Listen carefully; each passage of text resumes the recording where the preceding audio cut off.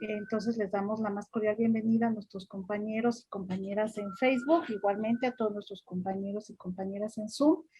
Y bueno, el día de hoy tendremos una excelente conferencia del doctor Antonio Castellanos Ramírez en el ciclo Conocimiento Astronómico, Galaxias y el Universo, coordinado por la doctora Irene Cruz.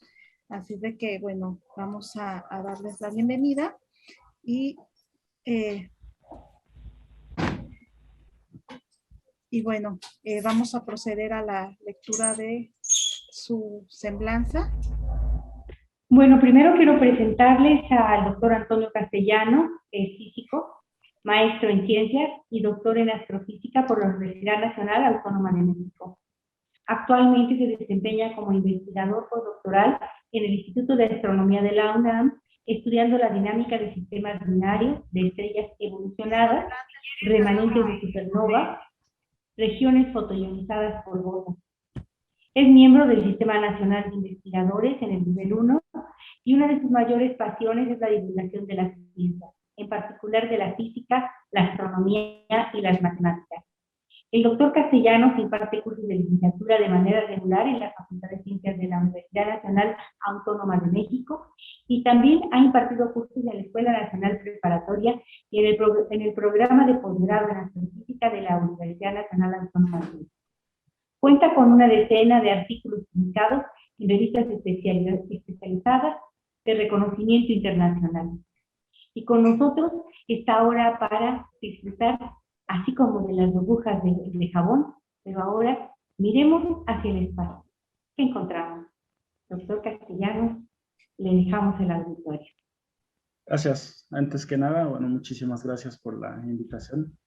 Es siempre un placer estar acá compartiendo estos temas que en particular a mí me gustan mucho.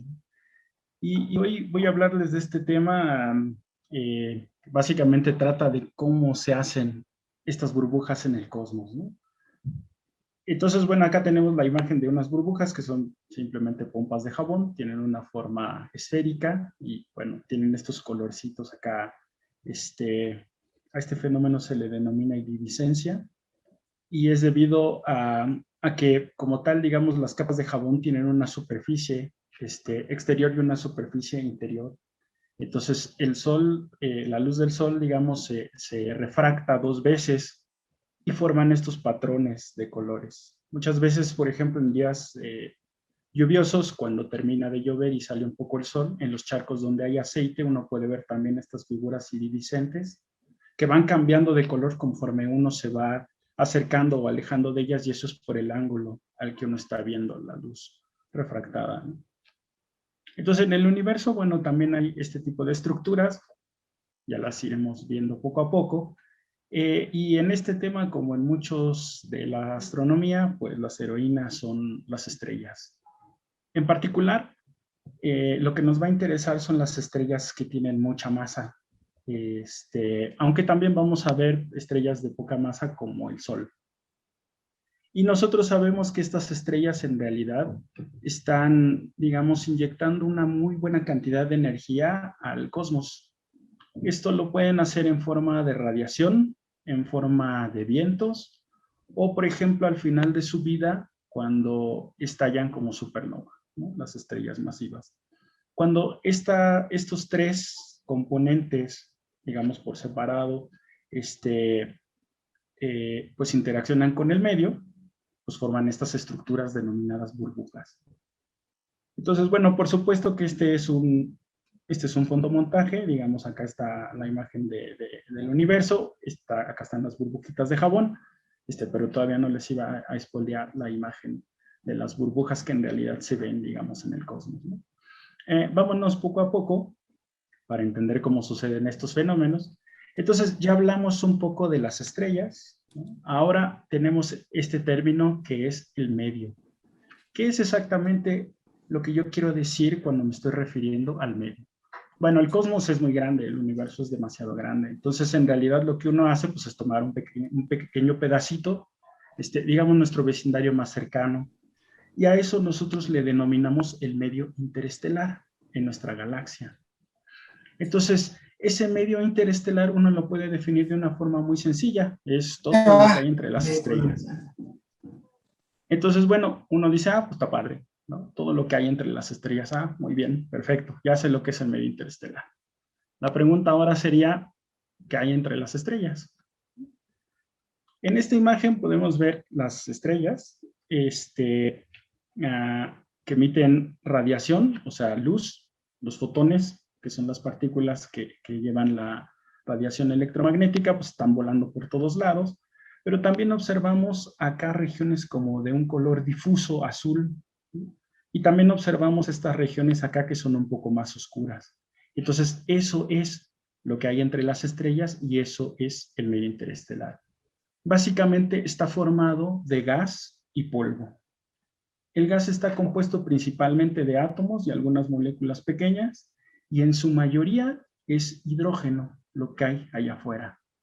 Es un 90% en número, o sea, si uno cuenta, digamos, los átomos, el 90% lo domina el hidrógeno, aproximadamente un 10% de helio y algunos otros átomos que ya son una cantidad pequeña, pero no por eso poco importante, porque en muchas de estas regiones que vamos a presentar, esos átomos son muy importantes, ¿no?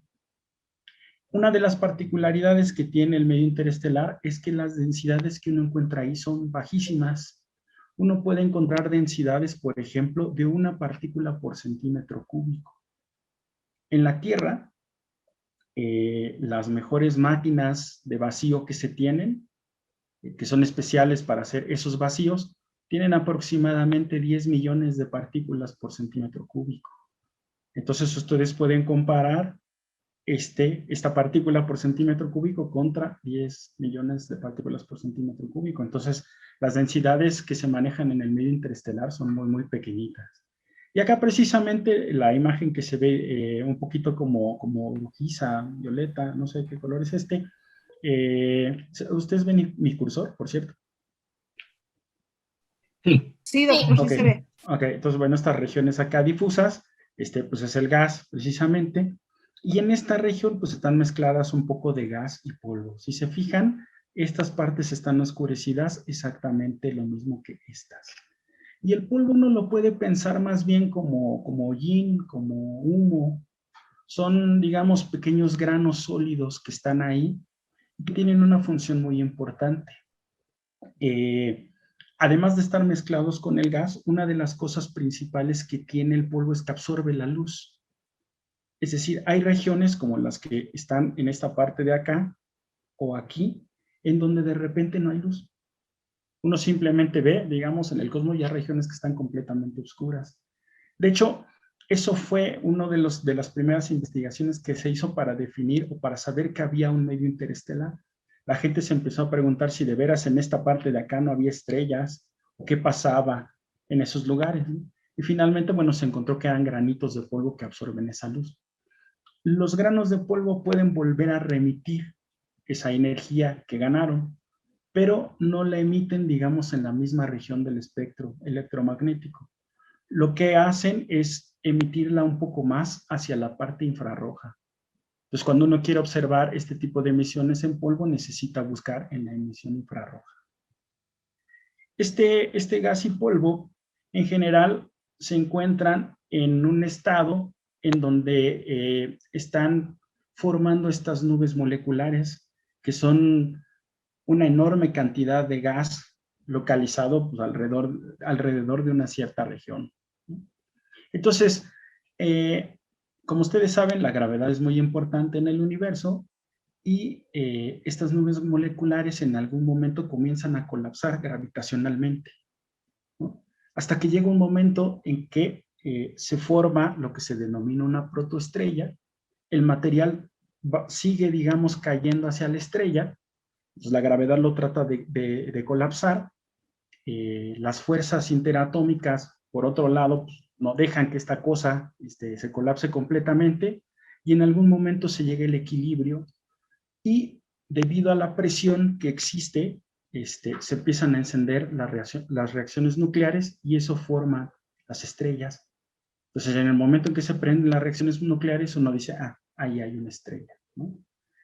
Y entonces, bueno, De las estrellas hay un montón de gamas, tamaños, sabores, colores, etcétera, etcétera. Las más calientes y más jóvenes son las azules, las más frías son las rojas, exactamente como la flama de la estufa, por ejemplo, ¿no? La parte más cercana a donde uno la prende, que es la parte como más caliente, pues la parte azul, la parte de arriba, que es la más fría, es la parte amarillita, ¿no? Las estrellas que a nosotros nos están importando acá, digamos, más o menos están como en este rango, ¿no? En este rango de aquí. Son estrellas azules, calientes, jóvenes, o estrellas, digamos, amarillas, que no son tan calientes, son pequeñas como nuestro Sol. Estas estrellas tienen una evolución diferente, dependiendo de su masa, de su tamaño. Las que son, digamos, masivas, terminan su vida como una explosión de supernova. En un poquito más de tiempo hablaremos de esto. Y las que son, digamos, como tipo del Sol, terminan su vida como lo que se denominan nebulosas planetarias. La muerte de estas estrellas es de manera muy violenta, y estas no, estas mueren tranquila y apaciblemente, ¿no? Entonces, les decía, el rango de estrellas que a nosotros nos van a interesar, pues son estas de aquí. Ahora bien, las estrellas como nuestro Sol no es lo más común en el universo, en el sentido de que hay muchas estrellas que no están solas, tienen compañeras, y esas compañeras, digamos, pueden ser 1, 2, 3, etcétera, etcétera, etcétera, ¿no? Cuando se tienen 2 estrellas, se le denomina un sistema binario. Si hay 3, por ejemplo, se le denomina un triplete, y etcétera, etcétera, ¿no? Inclusive pueden estar, digamos, asociadas con decenas de estrellas, con cientos de estrellas o con miles de estrellas. Cuando eso sucede, digamos, si ese conjunto de estrellas está ligado gravitacionalmente, a esas agrupaciones se les denominan cúmulos de estrellas o clústeres. Y en particular, lo que nos van a importar a nosotros de esos cúmulos estelares son las estrellas azules y jóvenes, porque esas estrellas emiten una radiación y vientos estelares muy intensos, que son lo que van a formar estas famosas burbujas. Entonces, una vez que ya más o menos sabemos en dónde nos estamos moviendo y que las estrellas son las que van a dar forma a estas burbujas, pues entonces podemos ahora sí comenzar a decir qué son estas burbujas que aparecen en el cosmos. Oh, Dios, Dios, Dios. De este tipo de burbujas hay, digamos, por categorizarlas de alguna manera, ¿no? Las que se denominan regiones H2, las burbujas empujadas por el viento de estrellas masivas, que puede ser por una estrella, 2 estrellas, 3, hasta muchas estrellas, las nebulosas planetarias y los remanentes de supernova. Entonces, esto es solo para categorizarlas un poco, ¿no? Para no agarrar y hablar de todas así de montón, sino como para ponerle etiquetitas y ir viendo cuáles son las características de cada una de estas burbujas, ¿no? Esta de acá es una imagen en donde, bueno, se están detectando acá diferentes tipos de burbujas, ¿no? Entonces, los circulitos que están en líneas punteadas, por decirlo de alguna manera, nos están indicando en dónde hay este tipo de estructuras denominadas burbujas. Entonces, ahora las vamos a ver con un poquito más de calma, ¿no? Las primeras, entonces, son las regiones H2. Estas son regiones que están asociadas a zonas de formación estelar, es decir, están presentes en las nubes estas moleculares. Son grandes y de baja densidad. La densidad aproximada de este tipo de regiones es de 100 partículas por centímetro cúbico. La imagen que está aquí a la derecha es la famosa nebulosa de Orión. Lo que le da este gran brillo a la nebulosa en esta región de acá son 4 grandes estrellas que se conocen como el trapecio. Estas son estrellas jóvenes y masivas, o sea, son estrellas azules, que lo que están haciendo es emitir una radiación tan potente que, bueno, le dan el color o el brillo a esta nebulosa, pero además van como escarbando el gas y el polvo que hay en esta región. Eso en principio es muy importante porque tiene mucho que ver con la parte de la formación estelar. Para que yo tenga formación estelar en estas nubes que les decía, donde el gas y el polvo colapsan, lo que se necesita es tener el gas en estado neutro. Y lo que hacen estas regiones H2 pues es precisamente impedir la formación de este gas neutro, si ustedes quieren verlo de esta forma, ¿no? No tanto impedirla, sino más bien disminuirla, ¿no? Porque cuando se van comiendo, ahorita van transformando ese gas neutro. Entonces es muy importante esto para la formación estelar. Entonces, estas estrellas que les decía, que son estrellas azules, que son muy grandes y que emiten una cantidad de radiación impresionante y muy energética, lo que hacen es algo más o menos así. Esta es una estrella azul, bueno, acá no es azul, pero supongan ustedes que es azul. Entonces, está emitiendo radiación en principio, o sea, está emitiendo luz, si ustedes quieren verlo así, en todas direcciones. ¿Okay?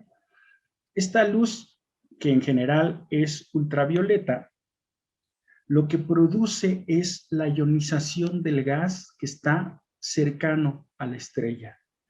¿Qué es este proceso de ionización? Bueno, lo que les decía es, la luz produce una energía tal que si viene un fotón viajando en esta dirección y le pega a un átomo, la energía que tiene el fotón es suficiente para liberar un electrón y mandarlo a volar, literalmente.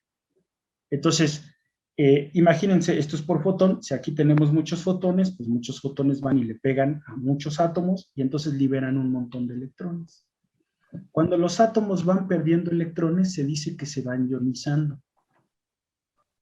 El hidrógeno, como solo tiene un electrón, pues solo puede perder un electrón. Entonces, cuando el hidrógeno pierde ese electrón, se dice que el hidrógeno está ionizado.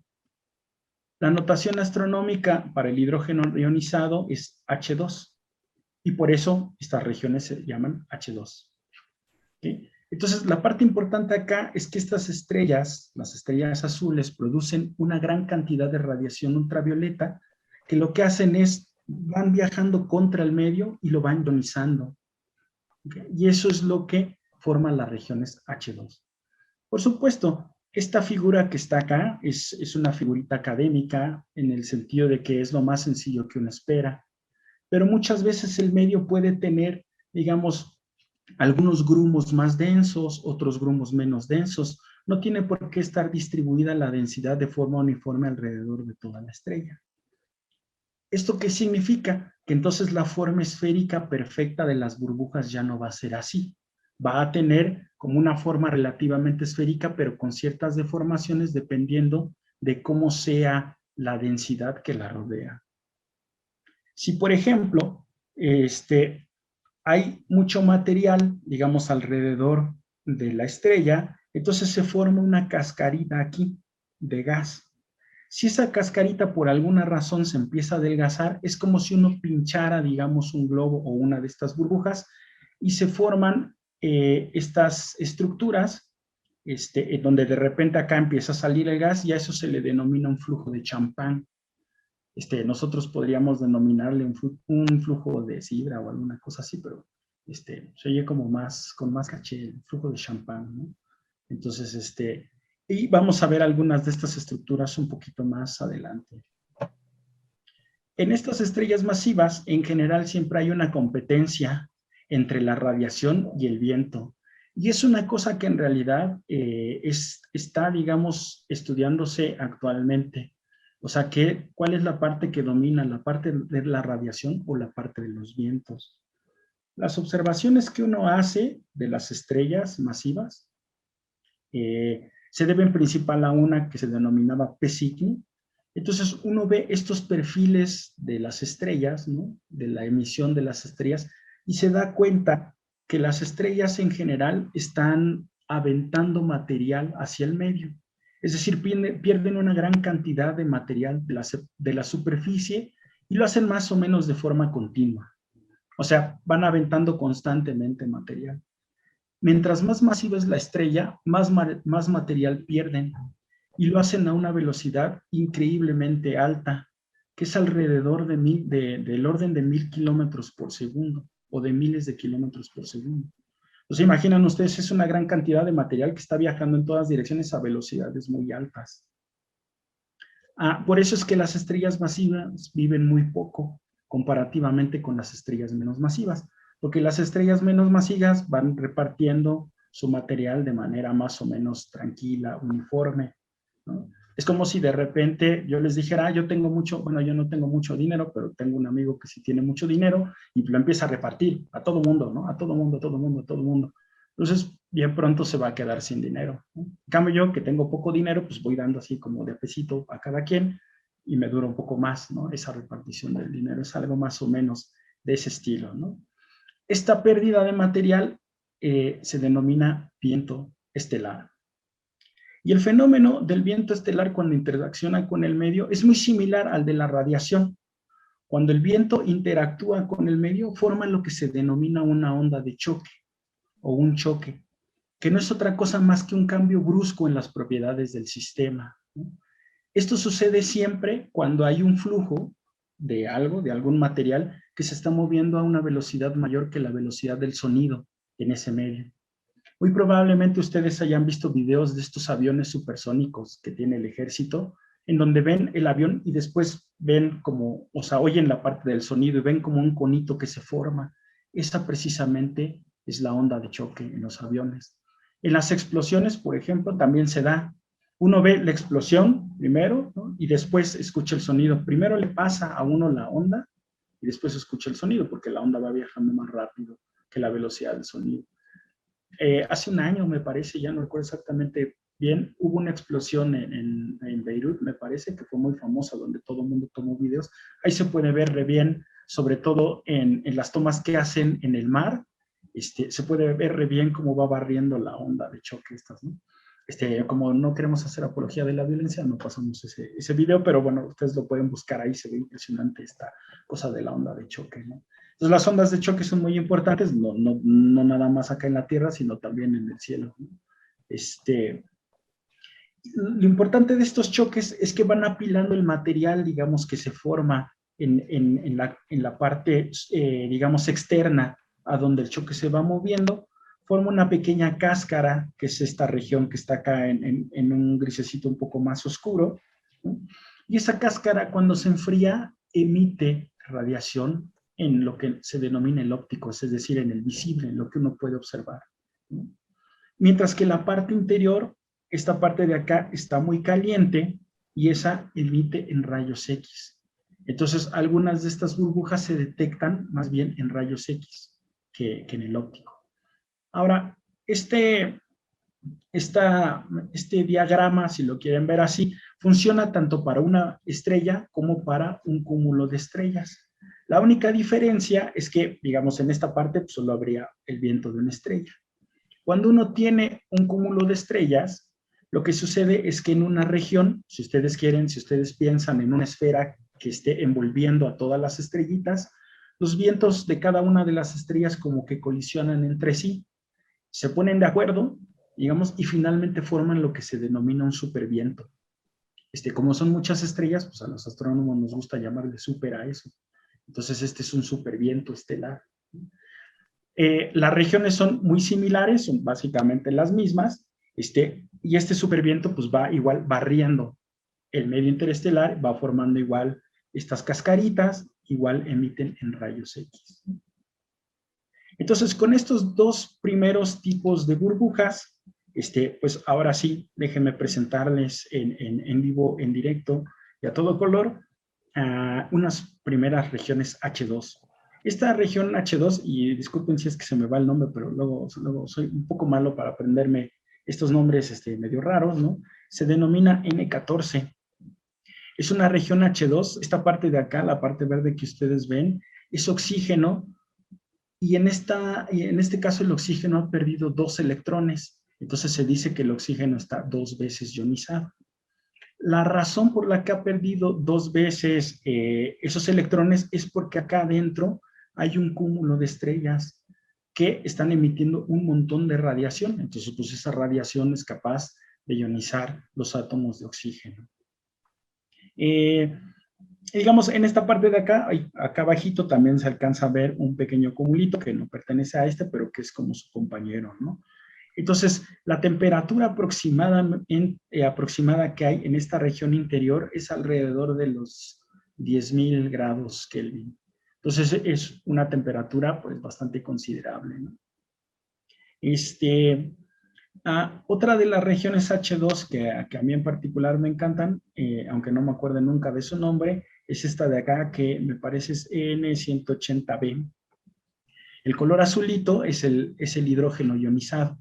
Es lo mismo, ¿no? Hay una estrella que acá está emitiendo la radiación, básicamente como lo dijimos, y forma más o menos esta forma de burbuja, si ustedes quieren, ¿no?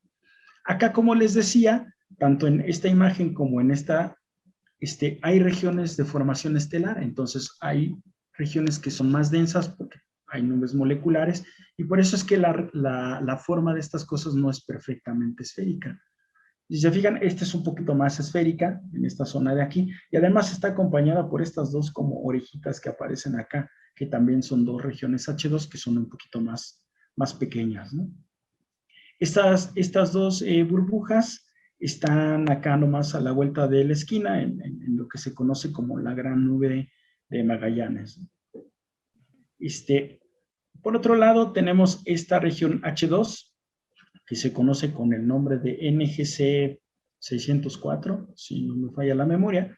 Entonces, la región H2, se fijan, es esta región de acá, que contiene aproximadamente unas 200 estrellas masivas. ¿No se imaginan? Igual se junta la radiación de las 200 estrellas masivas y empieza a barrer el medio. Y acá se puede ver bien la parte de la nube molecular, ¿no? Entonces, dentro de estas regiones se están formando nuevas estrellas, ¿no? Un poco para ver este balance entre por qué, o sea, que si la radiación va comiéndose el material que puede proporcionar vida a las nuevas estrellas, ¿por qué se siguen formando? Lo podemos ver acá en la nebulosa de la Roseta. En esta parte también hay un cúmulo de estrellas, entonces la radiación de estas estrellas, la radiación ionizante, pues es lo que forma el color característico de esta cosa, ¿no? Y acá adentro, si se fijan, parece como un vacío. Es que en realidad los vientos han contribuido a barrer todo lo que hay ahí y entonces empiezan a apilar el material, les decía. Entonces, este apilamiento es el que permite la formación de las nuevas estrellas. Entonces, acá hay como un juego, ¿no?, entre la parte de la radiación que se va comiendo el material y la parte de los vientos que van apilando y van permitiendo la formación de las estrellas. Tenemos esta otra de acá que está formada por el sistema AB7, que es un sistema binario que consiste en una estrella azul, o sea, una estrella de estas masivas que decíamos, y una estrella que se denomina Wolf-Rayet, que es una estrella un poco más masiva, digamos de unas 20 masas solares aproximadamente, que se ha desprendido de sus capas de hidrógeno, y entonces emite fuertes vientos a velocidades muy altas. Entonces, esos fuertes vientos son los que precisamente tienen el gas aquí ionizado, ¿no? Y se ve acá también la parte de la formación de la nube molecular, es en donde se están formando nuevas estrellas, ¿no? Entonces, estos sistemas binarios son muy comunes. Aquí el dominante es precisamente la estrella Wolf-Rayet.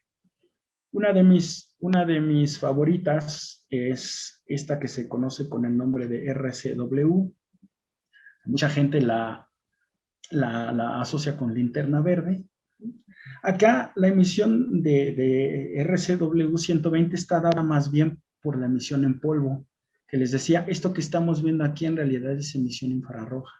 El polvo se está apilando, en este caso, en esta región externa de la estrella. Entonces aquí sí se puede ver bien la cascarita, ¿no? Fíjense, esta es la cascarita, esa cascarita que decíamos, y en esta región, pues en realidad ha habido como un vacío de densidad y entonces esta tiene un flujo de champán, ¿no? Entonces se está vaciando, digamos, la estrella por la parte de acá atrás. Entonces, acá tenemos entre regiones de H2 y también regiones en donde los vientos de las estrellas contribuyen, ¿no? Las burbujas formadas por vientos de estrellas también existen, por supuesto, y esta es una por excelencia, que es la nebulosa de la burbuja. Entonces, lo que ustedes ven acá en azulito, pues es precisamente el límite en donde se ha logrado expandir el viento de esta estrella, ¿no? La forma es prácticamente esférica, si se fijan, sobre todo en esta parte de acá se puede observar bien, y en esta parte ya deja de ser un poco esférica, y la razón es precisamente lo mismo, ¿no? Esta cosa de las densidades, que en algún momento pues hay una disminución de densidad y entonces ya no, el viento de la estrella pues ya no viaja de manera uniforme en todos lados, ¿no? Es precisamente la razón porque la estrella que la forma se ve como si estuviera descentrada, ¿no? Que no está exactamente en el centro. Y finalmente, en cuanto a burbujas de vientos, tenemos esta de acá, que es S308, que es una burbuja debido a una estrella de estas Wolf-Rayet que les decía. La estrella Wolf-Rayet en cuestión me parece es de entre unas 35 masas solares por ahí. Y esta burbuja también me parece la descubrió un astrónomo que trabaja en la UNAM en Morelia, que se llama Jesús Toalá. Entonces, él ha hecho muchos estudios de esta burbuja, ¿no? Acá en esto que parecería como una, se parece como a la máscara de Black Panther, no sé si es que ustedes lo, bueno, yo la veo así, ¿no? Esta que parecería como una de las orejitas de Black Panther no es otra cosa más que un destello de rayos X. De repente hubo algo que provocó el destello de rayos X e hizo la formación esta de acá, ¿no? Estas de acá, esto en realidad, bueno, son estrellas que están saturadas, que están antes de llegar, bueno, esta de aquí, ¿no? Antes de llegar a la nebulosa, entonces por eso estos parecen como que fueran los ojos ahí, ¿no? Si ustedes buscan en las páginas de internet, estas fotos, bueno, la foto de esta aparece mucho en Halloween, ¿no? Entonces, bueno, eso ya nomás se los digo como tipo. Entonces les decía, estas son burbujas formadas por viento.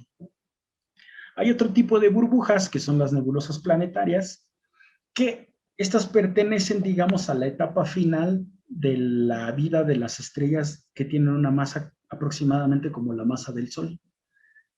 Cuando estas estrellas están en su etapa final, la gravedad del centro, digamos, ya no es capaz de sostener las capas más externas. Y entonces esas capas se empiezan a alejar, se empiezan a ir, se empiezan a ir, se empiezan a ir. Al final, lo que queda en el centro de la estrella es un objeto compacto que se denomina una enana blanca, que es más pequeña que el Sol, pero que emite un montón de radiación ultravioleta. Entonces, esta radiación ultravioleta, al igual que en las regiones H2, pues ioniza el gas que ella misma eyectó. Esa es la diferencia, digamos, entre las regiones H2 y las nebulosas planetarias. Las nebulosas planetarias ionizan el gas que ya mismas soltaron en etapa anterior, mientras que las regiones H2 ionizan el gas que está alrededor de ellas, ¿no? Entonces, acá esta tiene completamente la forma de una burbujita, ¿no? Es decir, acá en lo que podemos nosotros observar, pues la radiación ha viajado exactamente de la misma manera en todas las direcciones y bueno, se ha formado la burbujita esta y acá se le ve un poquito la parte de la cascarita, ¿no?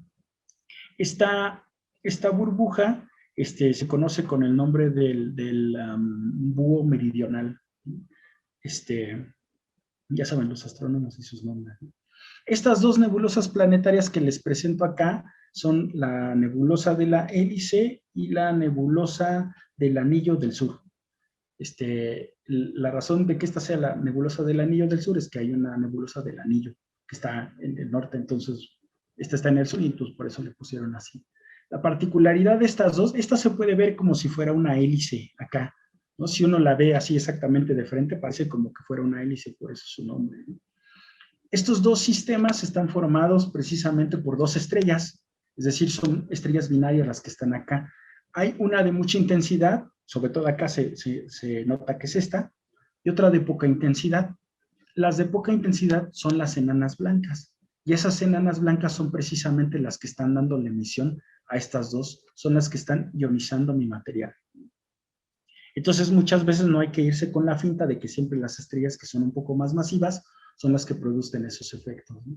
En este caso, las enanas blancas, que son las más pequeñitas, pero que tienen un montón de radiación ultravioleta, son las que están formando estas nebulosas. Otro tipo de burbujas que hay son las supernovas, los remanentes de supernova. Una supernova es la fase final en la vida de una estrella muy masiva. por ahí de más de 8 masas solares. En el núcleo de las estrellas, el elemento principal es el hidrógeno, pero el hidrógeno se va transformando mediante fusión nuclear en helio, posteriormente en carbono, oxígeno, etcétera, etcétera, hasta que en algún momento llegan a fierro. Una vez que el núcleo es de fierro, ya no puede haber mayor transformación. Eso es lo más que puede llegar ahí. Entonces, mientras la estrella va agotando su combustible de hidrógeno, pues la estrella empieza a colapsar. La gravedad le empieza a ganar a la presión que hay en la parte central del núcleo. Entonces, una vez que el núcleo se transforma en hierro, pues el colapso se detiene, ya no puede colapsar a más, pero las capas más externas no se han enterado todavía de que el núcleo se convirtió en hierro, y entonces estas siguen colapsando. Entonces, en el momento en que colapsan todas, se forma un rebote, y ese rebote es un rebote muy violento, y es lo que produce esta famosa explosión de supernova. Igual, se forma una onda de choque, esta onda de choque barre el medio, la energía inicial que tienen estos objetos es impresionante, es de 10 a la 51 Hz, es una energía endemoniada, ¿no? Y una vez que la cosa se tranquiliza, o sea, que ya ha explotado la supernova, que la onda de choque ha barrido el medio, se forma el famoso remanente de supernova. El remanente que tenemos acá se conoce como SN1100, y de este remanente hay descripciones históricas, sobre todo de chinos y árabes, que son los que lo tienen mejor estudiado, ¿no? Acá, digamos, en estos casos se piensa que este tipo de estrellas tuvieron una compañera, digamos, era una enana blanca que le estaba arrancando material a otra, y en algún momento ya no pudo soportar esa enana blanca y entonces pues voló el material, ¿no? Entonces, al tener una gran cantidad de energía, pues las partículas también se empiezan a acelerar y las partículas forman como estos filamentos que se ven acá, que van saliendo, ¿no? Entonces, esa es la explicación de por qué se ven estos filamentos de acá. Tenemos estas otras dos supernovas, que esta es la supernova de Tycho, o de Tycho, como le quieran llamar, y esta es la supernova de Kepler, que fueron dos astrónomos. Esta porque, bueno, Tycho fue el que la descubrió y esta porque Kepler es el que la estudió. Y estos sistemas parece que se formaron igual que la SN1006. Parece que tenían una compañera, entonces otra vez se estaba comiendo la masa de la compañera, ya no pudo soportar el peso y entonces explotó, ¿no? Y por eso también se observan esta especie como de grumos, de filamentos, de peritos acá, si los quieren ver, ¿no? Actualmente sobre la supernova esta de Kepler hay mucho interés porque se le forman este par como de orejitas que ven ustedes aquí. Y parece ser que eso tiene que ver con la parte de campos magnéticos. Un especialista en este tipo de supernovas, que es Pablo Velázquez, un investigador del Instituto de Ciencias Nucleares, actualmente se está dedicando a investigar qué le pasan a estas orejitas de acá. Entonces, bueno, probablemente en algún tiempo tengamos alguna propuesta seria de qué es lo que forman esas pequeñas orejas de ahí, ¿no? Y con respecto a las burbujas, pues ahora vienen las últimas de este tipo, que son las superburbujas. Lo que las hace súper es lo mismo que lo que hace súper a los vientos. Es decir, es un cúmulo de estrellas que está aventando un viento común y entonces está barriendo el material que lo rodea, ¿no? Esta de acá es de ML25, esta de acá es de ML301, esto sí me la sé, y esta de aquí es de ML50. Noten que en esta parte tiene una especie como de chipote, ¿no? Acá que se ha formado. Esta es un poquito más esférica y esta también es un poquito más esférica. Entonces, todas estas están detectadas en rayos X, ¿no? Estas son como las mejores imágenes que se tienen, aunque ahorita les voy a enseñar un poquito que se ve un poquito mejor de esta, ¿no? Otras super burbujas que tenemos es N70, donde también hay aquí un cúmulo de estrellas. Estos cúmulos, tanto de N70 como de ML25 o de ML50, estamos hablando de una decena de estrellas aproximadamente, lo que produce este estas burbujitas de acá, ¿no? Entonces esta, se fijan, tiene una estructura un poquito más esférica, y este en principio no, pero lo que decíamos que era el chipote de acá, pues ha encontrado que ahí explotó una supernova, y en realidad lo que hace que se deforme este objeto, pues es el remanente de supernova que está ahí, ¿no? Entonces, y también esto, digamos, en principio se pensaba que era así, debido a la luminosidad, o sea, debido a la potencia, si ustedes quieren, que esta cosa emitía y que uno detectaba, ¿no? Entonces, no iba de acuerdo con los modelos de este tipo de burbujas que uno tenía. Entonces, la sugerencia era que muy probablemente hubiera habido una explosión de supernova y eso hubiera contribuido al brillo de esta cosa, ¿no? Entonces, bueno, las superburbujas, como su nombre lo dice, pues son son muy grandes, y dentro de estas burbujas puede haber un montón de fenómenos que estén allá adentro, ¿no? Acá tenemos esta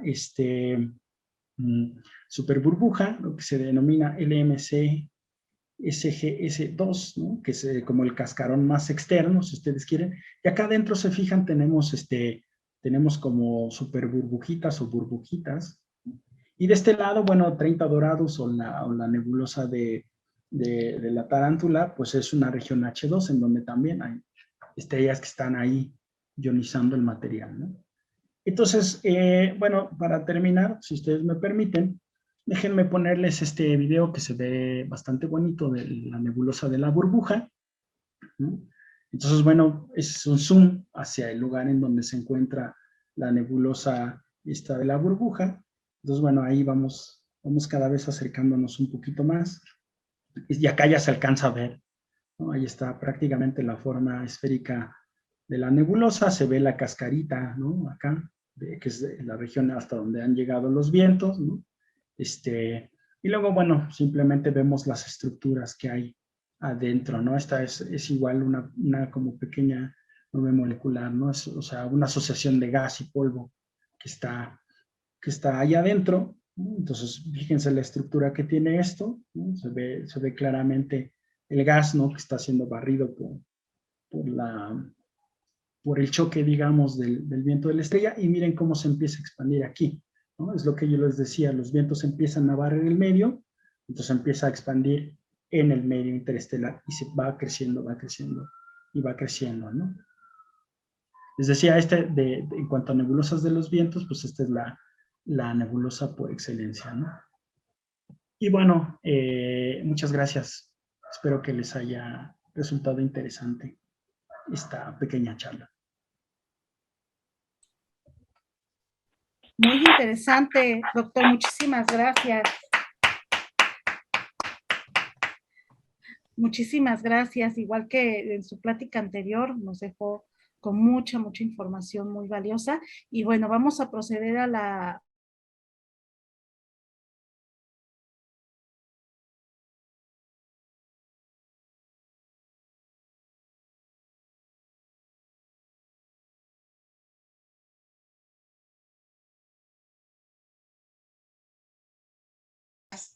Qué bueno que te gustó.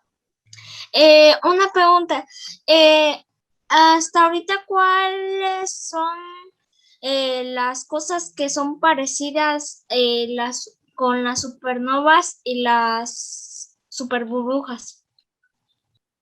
Pero parecidas, ¿en qué sentido? ¿En la morfología, Miguel Ángel, o...? Acá, una Sí, cosa que... morfología. Una cosa que no les dije, porque, por supuesto, cuando uno oye hablar de burbujas, lo primero que piensa es en la imagen que yo puse en la carátula de la presentación, o sea, completamente esféricas, ¿no? Estas cosas, si te fijas, salen un poco de ser esféricas, por lo que les decía, ¿no? Aunque más o menos conservan un poquito la forma. Sin embargo, debido a diferentes procesos, estas cosas pueden ser completamente distintas a tener una forma esférica. De hecho, cuando uno las ve, puede pensar que eso ni siquiera tiene algo de forma esférica. Entonces, digamos, en el sentido de la morfología, si te fijas, todas estas se parecen un poquito, tanto las regiones H2, como las nebulosas planetarias, como las burbujas por el viento, como los remanentes de supernova, pero los que presenté aquí. Hay muchos otros, tanto de unos como de otros, que distan completamente de tener esa morfología, ¿no? Tú ves a veces algunas nebulosas planetarias, sobre todo que tienen una forma así, básicamente. Entonces, esto dista mucho de ser una esfera, ¿no? No sé si eso contesta un poquito tu pregunta. Contesta. Gracias. No, ¿de qué? Gracias a ti, Miguel Ángel. Miguel Ángel es un chico de 10 años, ¿tienes, Miguel? Tengo 9. 9 años, de 9 años que es asiduo a todas las conferencias. Es un chico que yo estoy segura que pronto veremos en el ámbito científico. Dando Pues bien, conferencias. sí. Voy a invitar a mis clases de posgrado para que les enseñes algo a esos muchachos. Pues en un rato va a estar ahí. En un rato, sí. Rafa, ¿tienes alguna pregunta? Sí, nada más, sí, era algo parecido a la pregunta de Miguel Ángel. Yo he visto muchas nebulosas planetarias por telescopio, y sí, algunas presentan la forma esférica, ¿verdad? Pero hay otras que está como, pues más ovaladas, y por ejemplo, uno ve la nebulosa del Cangrejo, que esa es una supernova, y pues realmente ese debió haber explotado como una burbuja, ¿verdad? Pero se ve que está así, pues más o menos amorfa. ¿A qué se debe esa de que no sean en forma de burbuja? Por el medio interestelar, por la región en que se encuentran, porque hay material ahí. Sí, hay varias razones y todavía se sigue buscando, o sea, también eso es un tema de actualidad, que es lo que le da o sea, cuál es el proceso que hace que estas cosas dejen de tener esa simetría perfecta, ¿no? En el caso de algunas nebulosas planetarias, por ejemplo, la presencia de la compañera hace que la emisión, por ejemplo, de la radiación o inclusive de los mismos vientos de las estrellas tengan otro tipo de simetría, o más bien se rompa la simetría, ¿no? En algunas de estas cosas se ven como formas espirales, y si tú, digamos, observas ese objeto de un ángulo distinto, muchas veces ves que esas formas distan mucho de ser formas esféricas, por ejemplo, ¿no? Hay una nebulosa que se llama la nebulosa del rectángulo rojo, y en algunas de estos sistemas binarios, por ejemplo, te digo, si tú los observas como con otro ángulos, empiezan a formarse este tipo de estructuras, ¿no? Entonces, una puede ser, digamos, la compañera binaria. Otra puede ser el medio. Por ejemplo, pueden tener discos de polvo alrededor, y entonces, suponte que tú tienes la estrella acá, ¿no? Y tienes un disco de polvo que está aquí alrededor. Entonces, si el disco es relativamente ancho, no le permite a la radiación salir en toda la parte del disco. Entonces, tú ves como un flujo tipo bipolar, ¿no? Que sale solo por los extremos. Sí. Y como esas hay un montón, ¿no? O sea, hay un montón de sí. posibilidades, y todas estas son muy interesantes, ¿no? Son diferentes, ¿verdad? Totalmente. Sí, todas son completamente distintos, sí. sí. Hay que analizar como cada caso, porque además, si bien se parecen algunas morfologías, pero sí hay bastantitas ahí, ¿no? Ajá. Sí. Además de todo, la nebulosa del Cangrejo está siendo inyectada por lo que se conoce como un pulsar, que es una estrella de neutrones que está girando a una muy alta velocidad. Entonces, el pulsar es lo que está afectando, como diría Gerardo, la nebulosa del Cangrejo, ¿no? Sí. Gracias, en particular, te soy sincero, dentro de los objetos astronómicos, además de la nebulosa de Orión, para mí, que es como el objeto más bonito, la nebulosa del Cangrejo también, pero no la puse aquí precisamente porque no tenía la forma de hecho las nebulosas planetarias y los remanentes de supernovas son como que los objetos más fotografiables, ¿no? Sí. Gracias, doctor. No, ¿de qué? Muy buena su plática también, a mí me encanta. Gracias. Este tema especial también. Gracias. Muy buena, sí, así es. En Facebook, Rodrigo Íñigo Baker le pregunta, bueno, dice que si pueden los hoyos negros deformar a las burbujas y que si hay algún ejemplo de este que se esté estudiando. Hasta lo que yo sé de objetos que se esté estudiando, no. La otra cosa es que en general, bueno, este tipo de burbujas están, digamos, en zonas de formación estelar, están lejos de los agujeros negros. Entonces, que yo sepa, no hay ninguna burbuja de este tipo que esté cercana, digamos, a un agujero negro, ¿no? Ok, gracias, doctor. Thelma Gray nos dice, sí, perdón. Ahora, acuérdense que los agujeros negros o sea, no son como aspiradoras cósmicas que van ahí buscando qué comer. Es lo mismo que una estrella, digamos, ¿no? Estos pulsares de los que hablaba yo, que son estrellas de neutrones, tienen muchas de las características en el sentido de la masa. Entonces, lo que sucede con el agujero negro es que en algún momento la estrella de neutrones colapsa porque no puede soportar su peso gravitacionalmente y, digamos, toda la masa se reduce como a un punto, pero sigue siendo la masa de la estrella de neutrones. No es que de repente la estrella de neutrones empieza a comerse todo lo que está a su alrededor. Las cosas funcionan más o menos igual. De este tipo de fenómenos, les decía, por ejemplo, las enanas blancas que se comen el material de la compañera, lo mismo haría, por ejemplo, un agujero negro, y de hecho eso hacen los agujeros negros, ¿no?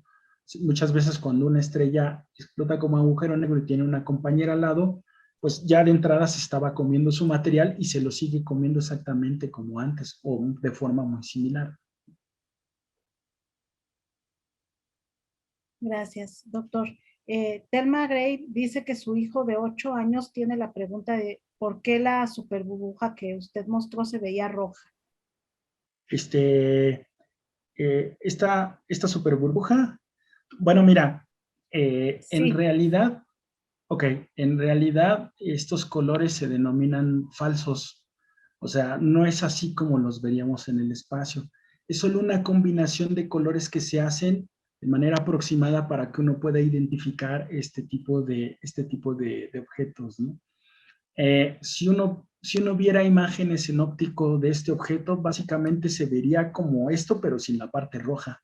La parte roja es emisión en rayos X, pero nosotros no podemos ver los rayos X.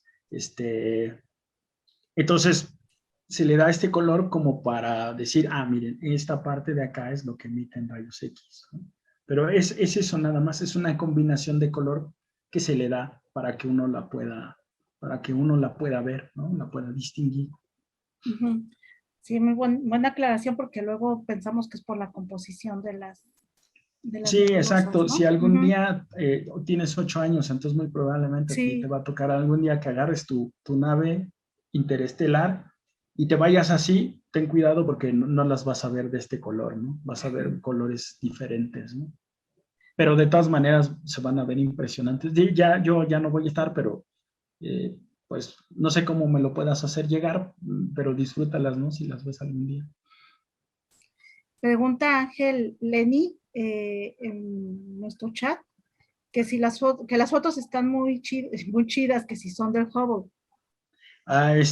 Algunas sí, otras no, porque el Hubble o sea, toma fotos en el visible y en el ultravioleta. Y estas, te decía, por ejemplo, estas son de rayos X. Entonces, estas no son fotografías tomadas por el Hubble. Hay otras que sí. Las de la nebulosa de Orión, por ejemplo, esa sí es una imagen del Hubble. Me parece que una de la nebulosa de la burbuja también, porque también es una combinación ahí, no nada más son rayos X lo que se ven ahí, también es un poco visible, ¿no? Otros son del telescopio ESO, ¿no? Y de algunos otros. La de RCW120 me parece que es del Spitzer, porque ese es el infrarrojo. Entonces vienen de diferentes lados, me las prestaron de diferentes lados. Gracias, doctor. Arturo Ibarra comenta, entonces entendería que la burbuja y el viento solar serían dos formas de denominar a un mismo fenómeno. Sí, digamos, el viento solar es lo que están aventando constantemente las estrellas. Cuando estas llegan al medio, en ese momento se forma la burbuja, es la parte más externa, digamos, ¿no? En esta, déjenme regresarme acá a la parte de la nebulosa de la burbuja, ¿no? Digamos, esta es la estrella que está alimentando con vientos. Entonces, lo que sale desde aquí, ese es el viento. Y una vez que ese viento impacta al material, es en ese momento donde se forma la burbuja. Digamos, es la cascarita de material que empieza a comprimir el viento y que lo va moviendo, ¿no? Esa cascarita que se está moviendo, eso es lo que denomina la parte de la burbuja, la superficie de la burbuja. Ah, ok. Muy bien, doctor, gracias. En Facebook, ahora nuestros amigos de Facebook están súper activos. Marciel Rodríguez, ¿cuál es el diámetro aproximado de una burbuja? Por ejemplo, la de burbuja parecida a la de máscara de Black Panther. La de esa burbuja es aproximadamente de una decena de parsecs, me parece. Entonces, bueno, no sé si eso, no sé si eso te diga algo o te deje más o menos igual. Un parsec es como del orden de 3 por 10 a la 18 centímetros, ¿no? O sea, es un 3 seguido de 18 ceros. Entonces, este sería como de 3 seguido de 19 ceros, ¿no? En centímetros, por ejemplo, ¿no? No sé si eso te diga el tamaño de estas cosas, ¿no? Pero las superburbujas, por ejemplo, pueden tener tamaños mucho más grandes, ¿no? De miles de parsecs, por ejemplo. Las regiones H2, por ejemplo, pueden tener tamaños de ahí del orden de los parsecs o decenas de parsecs. Ajá. Nos está comentando Ricardo Ganen, un parsec más o menos de 3.2 años luz. Ajá. Para que a lo mejor se den un poquito más de idea, ¿no? Con los años luz. Sí, si les son más familiares las unidades de los años luz, sí. La verdad es que yo siéndole sincero, si ustedes me dicen de acá de donde vivo más o menos cuál es el radio de 1 kilómetro, no soy muy bueno para eso. Ajá. Entonces, o sea, si me dicen un radio de 1 kilómetro de acá de donde vivo, no les podría decir. Ahora, imaginarme un parsec tampoco puedo, ¿no? Pero es lo que uno usa y sabe que es un tamaño muy grande, ¿no? Sí. Ese es el chiste, ¿no? Muy grande. Exacto, sí. Ajá. Berto Ojeda, doctor, las nebulosas planetarias que mencionó usted con estrellas tipo Wolf-Rayet, ¿son de baja masa? Ya que dichas estrellas son muy masivas y no forman nebulosas planetarias. A ver, otra vez, perdón. Bueno, son como dos preguntas. Okay. Dice que si las nebulosas planetarias que mencionó con estrella tipo Wolf-Rayet son de baja masa. No, las nebulosas planetarias no tienen como compañera las Wolf-Rayet. Las que tienen compañeras a la Wolf-Rayet son esta, que es una burbuja por vientos de estrella, o por ejemplo, esta también. Las nebulosas planetarias lo que tienen es una enana blanca con una compañera que es más masiva, pero no tan masiva como una Wolf-Rayet. Así es, dice que ya que estas estrellas son muy masivas y no forman nebulosas planetarias. Sí, exacto. Ajá. Pues creo que, a ver, en Facebook no sé si tengamos más preguntas, creo que ya no. Y no sé si nuestros amigos ahorita de Zoom tengan alguna pregunta. Tengo Física Laura. Perdón, sí, Miguel Ángel, adelante.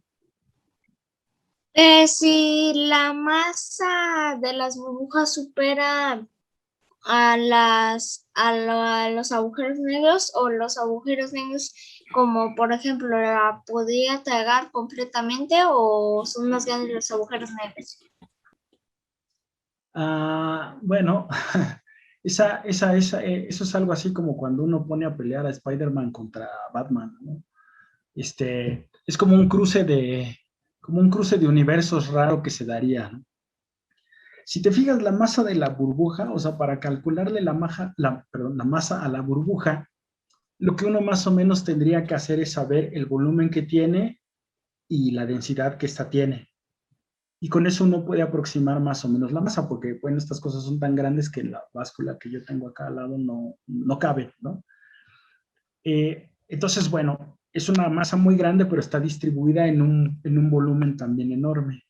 Por otro lado, la masa de los agujeros negros está, digamos, toda está concentrada en un único punto, ¿no? El asunto es que, pues a la burbuja en realidad pues, le da un poco igual si anda por ahí el agujero negro o no. Suponte que en esta imagen que está acá, el agujero negro anduviera por aquí. O sea, esta parte de la burbuja, pues básicamente le da lo mismo que el agujero negro esté acá. A la zona cercana al agujero negro, entonces esta a lo mejor sí tendría que empezarse a preocupar, ¿no? Las regiones en donde los agujeros negros son peligrosos, por decirlo de alguna manera, es una región que se conoce como el horizonte de eventos. Si por ejemplo el Sol se convirtiera en un agujero negro, que eso nunca va a pasar, pero es un ejemplo, ese radio peligroso sería más o menos del orden de 3 kilómetros del centro, o sea, del centro del Sol. O sea, la Tierra, por ejemplo, pues estaríamos nomás tan campantes. Claro que 8 minutos después de que eso suceda, pues nos daría un montón de frío, ¿no? Pero fuera de eso, no sentiríamos ninguna otra diferencia, ¿no? Ahora, si uno va y se acerca a esos 3 kilómetros, entonces ahí sí, el agujero negro, pues, te puede jalar hacia adentro, ¿no? Mientras uno no pase de esa región del horizonte de eventos, no hay problema. Pues uno con su nave prendes todos los motores y adiós, te fuiste, ¿no? Pero una vez que pasas esa región del horizonte de eventos, entonces ahí sí ni Dios Padre te puede sacar de ahí, ¿no? Te vas inevitablemente hacia el agujero negro, ¿no? Entonces, lo que te decía, si el agujero negro anda por acá, pues esta parte de la burbuja en realidad ni se entera. Ella sigue por ahí viajando, expandiéndose sobre el medio. Esta parte de acá, pues esta sí se tiene que preocupar porque a lo mejor mucho de este material va a terminar dentro del agujero negro. Gracias. ¿No de qué? La Red Mexicana de Radiotelescopios le dice una excelente ponencia. Silvia Méndez, ¿qué tiempo de duración o existencia tienen las burbujas? Eso también depende de qué tipo de burbuja sea. Más o menos, digamos, hay estas burbujas que duran algunos, que se forman después de algunos millones de años, ¿no? Hay otros que duran, digamos, algunos cientos de miles de años. Pues depende mucho de qué tipo de burbuja sea. Hay unas, digamos, para que su vida comparada con la vida de otro tipo de fenómenos es muy corto, y hay otros en los que sí es muy largo, ¿no? Por ejemplo, la vida de las estrellas masivas es solo de algunos cuantos millones de años. Más o menos ese es el tiempo, digamos, que duraría la burbuja aproximadamente, ¿no? Porque es el tiempo en el que el material está expandiéndose a través del medio. Una vez que ya no tienes estrella que esté emitiendo viento, pues esto se empieza, digamos, a difuminar y difuminar cada vez más, ¿no? Llega un momento en que ya no puedes decir que exactamente es una burbuja porque ya está desligado completamente. Pero depende mucho del tipo de proceso que las genere.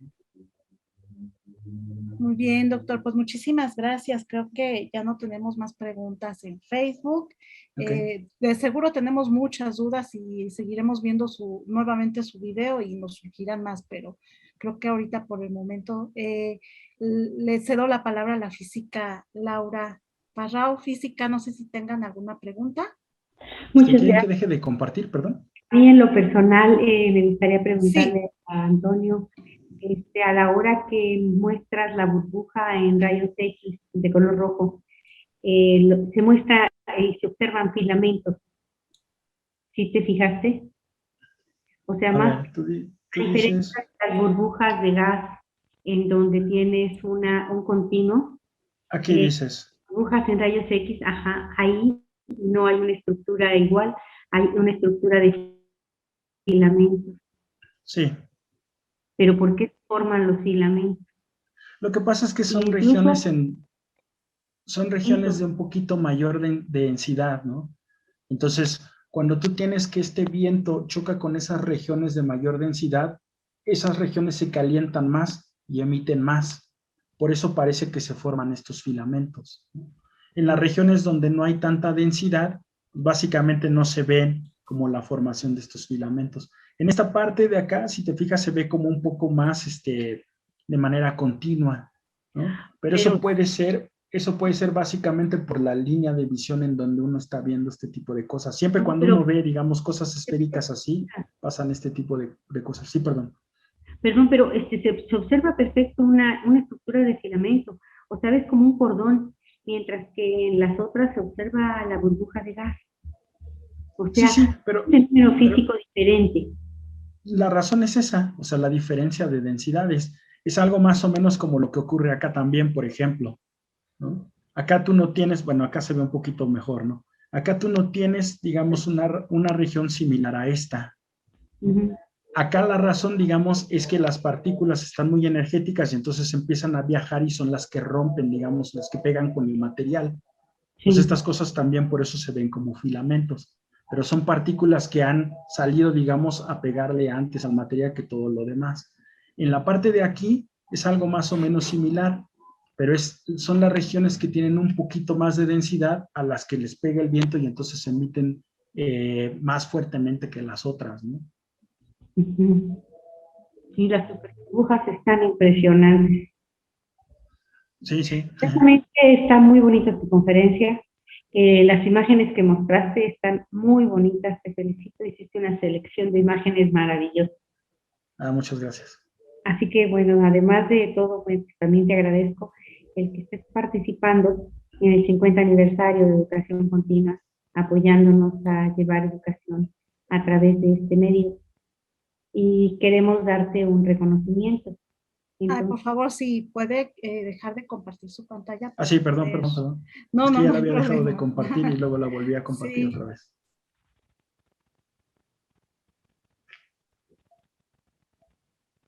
A ver si ya. Pues buenas noches a todos. Agradecemos a todos los que están participando para llevar programas de conferencias martes, miércoles, jueves y viernes y transmitirlos a través de su Facebook. A la NUI de divulgación que transmite el martes, a la Sociedad Astronómica de México que transmite el miércoles, a la Red Mexicana de Radiotelescopios que transmite el jueves, al Bachillerato Alfonso Reyes que transmite el viernes, que es también la sede de San Carlos Ixtlac en Puebla, a la Escuela Rural de Tamazulapan, que es en este caso va a ser el segundo viernes, pero normalmente fue el tercer viernes de mes, a la Casa de la Cultura de José Antonio Alzate, que nos hace favor de dar un seguimiento a todas las conferencias y que nos apoya en la presentación de las conferencias de la NUI, y a todos los grupos astronómicos y aficionados que nos unen cada miércoles, martes, jueves, viernes. A todos les agradecemos mucho el que estén participando de estas conferencias. Nos agrada ver sus comentarios, su curiosidad, y los motivamos a que nos sigan escuchando. Muchas gracias a todos por su atención y su asistencia. El Instituto de Astronomía de la Universidad Nacional Autónoma de México y la Sociedad Astronómica de México otorga el presente reconocimiento en la celebración del aniversario de los 50 años de Educación Continua de la UNAM al doctor Antonio Castellanos Ramírez por su excelente presentación, Formando Burbujas en el Cosmos. La felicidad en la parte norte de esa falla es cada 500 años. Dentro del ciclo de conocimiento astronómico, Galaxias y el Universo, organizado por la doctora Irene Cruz. México, 8 de septiembre de 2021.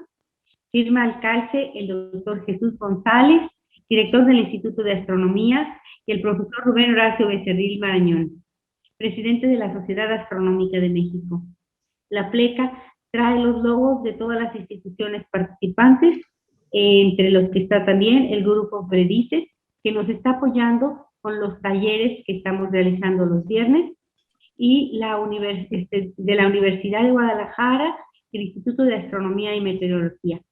A todos les agradecemos el estar participando con nosotros y el estarnos apoyando. Muchísimas gracias y muy buenas noches. ¡Felicidades! Felicidades. Muy buenas Interesante noches. la plática y Gracias. muy bien. Tiene Muchas muchas gracias. felicitaciones, doctor Kenneth García, Elvia Gutiérrez Quesada, Octavio González Ramírez, Rosa Guadalupe Martínez, de parte de Lidey León, del colectivo de talleres de ciencia ATFA. Lo felicita por su excelente presentación. Doctor, pues Muchas muchísimas gracias por Qué su bueno que les gustó. presentación. No, yo Y encantado, bueno, como siempre, de andar por acá. Ay, qué bueno, y nosotros más. Y bueno, los invitamos también este viernes a la celebración de los 100 años de la creación de la SEP, al ciclo, en memoria Vasconcelos, con el problema del agua potable, con el doctor Eric Morales Cacique. Entonces los esperamos también, va a estar muy interesante. Ya saben que esto es como parte de los 50 años de educación continua. Y pues muy buenas noches a todos. Y muchísimas gracias por la asistencia de todos, tanto en Facebook como en Zoom. Que tengan muy bonita noche. Luego. Gracias, igualmente. Muchas gracias por la plática. Muchas gracias. Muchas gracias. Buenas noches, gracias a todos.